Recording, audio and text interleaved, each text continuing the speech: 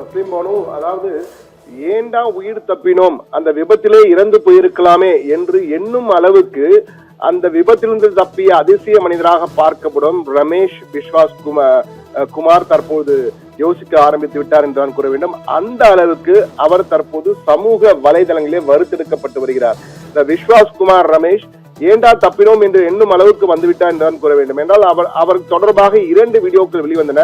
இது நாம் தற்போது பார்த்து கொண்டிருப்பது முதல் வீடியோ. அந்த விபத்து நடந்து வெளியே வருகிறார், நடந்து வந்து அந்த ஆம்புலன்ஸ்ல ஏற்ற விடுவாங்க ஒரு வீடியோ. அப்பொழுது மீடியாக்களுடன் பேசிய போது அவர், நான் அந்த அவசர கதவை உடைத்துக் கொண்டு வெளியே வந்து விழுந்தேன், பிறகு சிறு காயங்களுடன் தப்பி வந்தேன், உடல் எல்லாம் சிதறி, மற்ற உடல்கள் எல்லாம் சிதறி இருந்தது அருகிலே நான் நடந்து வந்து விட்டேன் என்று கூறினார். பிறகு 2 தினங்களுக்கு முன் ஒரு வீடியோ வெளிவந்தது. அதாவது அந்த கட்டிட விபத்து நடந்த அந்த மருத்துவர்கள் தங்கியிருந்த விடுதியிலிருந்து வெளியே வருகின்ற காட்சி, அதிலிருந்து நேரடியாக அவர் வெளியே நடந்து வருகின்ற காட்சி இருந்தது. அந்த காட்சியை பார்த்தவுடன் மேலும் அதிர்ச்சி அடைந்தார்கள். மேலும் அது அதிர்ச்சி அடைந்த காட்சி தான் வந்தது. தற்போது இந்த காட்சியை பார்க்கலாம். இதுல நேரடியாக அவர் வெளியே நடந்து வருகின்ற காட்சியை பார்க்கலாம். தற்போது அவர் அந்த பாருங்கள், வட்டம் போட்டு காண்பிக்கிறார்.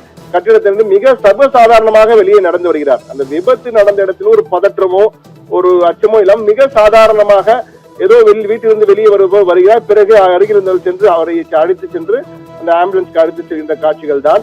இவை 2ம் தொடர்புடைய வீடியோக்கள் தான். ஆனா இந்த காட்சிகளை பார்க்கும் பொழுது உண்மையிலேயே இது போன்ற ஒரு விபத்து நடக்கும் பொழுது அதிலிருந்து அவர் அதுவும் சிறு காயங்களுடன் உயிர் தப்பியது என்பது ஒரு மிராக்கிள் என்பார்களே, ஒரு இதுவரை நடைபெறாத ஒரு அதிசயம் தான். அப்படி ஒரு அதிசயம் தான் இது. பல நூற்றாண்டுகள் அறியாத மிகப்பெரிய அதிசயம் என்று கொள்ளலாம். அப்படி ஒரு அதிசயம் தான் இந்த விஸ்வாஸ் குமார் தப்பியது.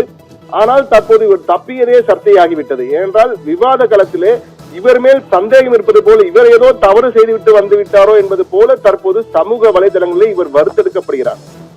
பலர் இவர் மேல்தான் சந்தேகம் இருக்கிறது, அறியப்படாமல் இவர் எப்படி தப்பினார் என்பது போல எல்லாம் தற்போது கமெண்ட்கள் வந்து இவருக்கு ஆதரவாகவும் சில கமெண்ட்கள் வருகின்றன. இவர் உயிர் தப்பியது மிகப்பெரிய அதிசயம், இவர் செய்த புண்ணியம் என்பது போன்றெல்லாம் வந்து கொண்டிருக்கிறது. ஆனால் இவர் தப்பியதை பலர் இவர் நம்பவே முடியவில்லை என்பது போல இவர் மேல் பல குற்றச்சாட்டுகளை வைக்க ஆரம்பித்தார். இவர் மேல் தான் சந்தேகமாக இருக்கிறது என்றெல்லாம் கூற ஆரம்பித்து விட்டார்கள். இதையெல்லாம் பார்க்கும்போது உண்மையிலேயே தற்போது சிகிச்சையில் இருக்கும் ரமேஷ் விரைவில் டிஸ்சார்ஜ் செய்யப்படவிருக்கிறார். மன ரீதியாக அவர் இது தொடர்பாக மன ரீதியாக அவர் பாதிக்கப்பட்டிருக்கலாம் என்பதெல்லாம் சிலர் கூறுகிறார்கள். இந்த நேரத்தில் தான் தற்போது நாம் இது தொடர்பான ஒரு உளவியல் நிபுணரை தொடர்பு கொண்ட பொழுது அவர் கூறியது, அவர் நிச்சயமாக உயிர் தப்பியது என்பது உண்மை. ஏனென்றால் அவர் அந்த விமானத்தில் பயணித்திருக்கிறார், அதற்கான டிக்கெட் வைத்திருக்கிறார், செல்போனும் வைத்திருக்க வரும்போது செல்போன் சாதாரணமாக பேசிக் கொண்டு வந்திருக்கிறார். அவர் தப்பியது எல்லாமே உண்மைதான், மாற்று கருத்தில்லை.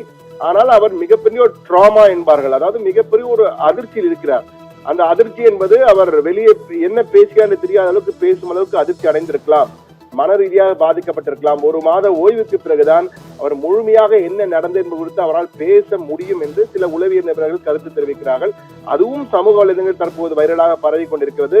தற்போது உண்மையிலேயே ரமேஷின் நிலைமையை பார்க்கும் பொழுது, அந்த விஸ்வாஸ் குமார் ரமேஷின் நிலைமையை பார்க்கும் பொழுது, இந்த விபத்திலே நாமும் உயிரிழந்தா அந்த சக்தி இருந்திருக்காது, ஏண்டா உயிர் பிழைத்தோம், நம்ம இப்படி வருத்தெடுக்கா என்று எண்ணும் அளவுக்கு, அவர் மட்டுமல்ல அவர் குடும்பத்தினர் எண்ணும் அளவுக்கு தற்போது உண்மையிலேயே சமூக வலைதளங்கள் வருத்தெடுக்கப்பட்டு வருகிறார். எனவேதான் அவர் தற்போது ஹீரோவா அல்லது வில்லனா என்ற வகையில் தற்போது விவாதமே ஆரம்பித்துவிட்டது என்று கூறலாம்.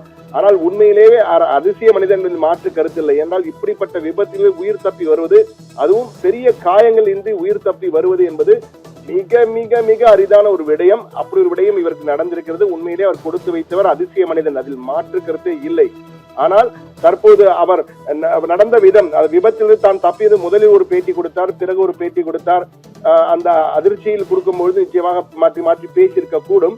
ஆனால் தற்போது உளவியல் நிபுணர்கள் கூறுவது போல அவர் மனநிலை ஓரளவு பாதிக்கப்பட்டிருக்கலாம். 1 மாதத்திற்கு பிறகு அவர் நிதானமாக பேசும்பொழுது நிச்சயமாக மொழியான விவரங்கள் தெரிய வரலாம். அதற்குள்ளாக இந்த கருப்பு பெட்டியிலிருந்து விவரங்கள் நமக்கு கிடைத்துவிடும். ஆனால் அதற்கு முன்னதாக அவரை சமூக வலைதளங்களில் வறுத்தெடுப்பது என்பது நிச்சயமாக ஒரு ஏற்கக்கூடியதாக இருக்கிறதா இல்லையா என்பதே ஒரு கேள்விக்குறியாகத்தான் இருக்கு என்றுதான் கூற வேண்டும். தஸ்லீம்.